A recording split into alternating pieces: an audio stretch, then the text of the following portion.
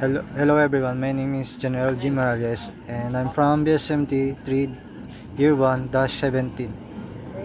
And here is my presentation report. Introduction. In early 2025, the global trade landscape was reshaped as US President Donald Trump, newly returned to the White House, reignited a tariff dispute with China as part of the broader effort to overhaul US trade policy, including through the International Emergency Economic Power Act or IEEPA.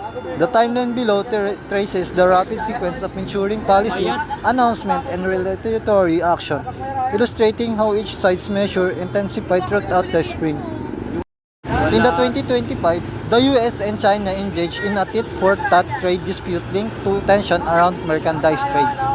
After negotiation, both sides have agreed to lower recent tariffs and continue trade talks. The timeline and chart below highlight key moments in the significant trade dispute between the world's two largest economies. Problem. The trade dispute began with the US imposing sweeping tariffs on all Chinese imports, citing the need for stronger action against illicit synthetic opioid distribution and broader trade imbalances. China responded immediately, targeting key American exports such as coal, liquefied natural gas, and agricultural equipment, and escalating with additional tariff on US agricultural products and restriction on American firms. As the months progressed, both countries engaged in a series of retaliatory measures with tariff rates climbing to unprecedented levels.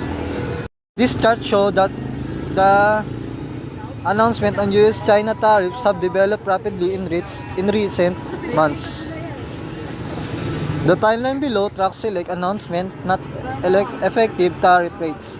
This shows the tariff rates of April 2025. Diplomatic effort eventually brought both sides to the negotiating table in Geneva, where a partial rollback of tariff was agreed upon. The dispute soon shifted to non-tariff barriers, with China tightening export controls on critical minerals in the US imposing new restrictions on advanced technology exports and student visas. A subsequent round of talk in London resulted in an easing of newly imposed measures, while both sides agreed to limited concession on rare earth export and educational exchanges.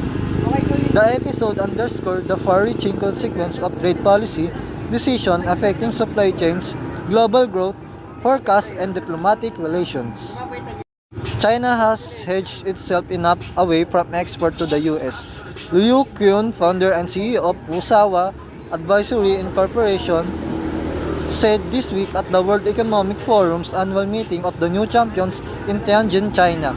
A few years ago, Europe overtook the US as the largest export market, and nowadays it is the Association of Southeast Asian Nations that's now the largest export market, and last year it was Latin America and the Caribbean. They are the fastest growing export market for China.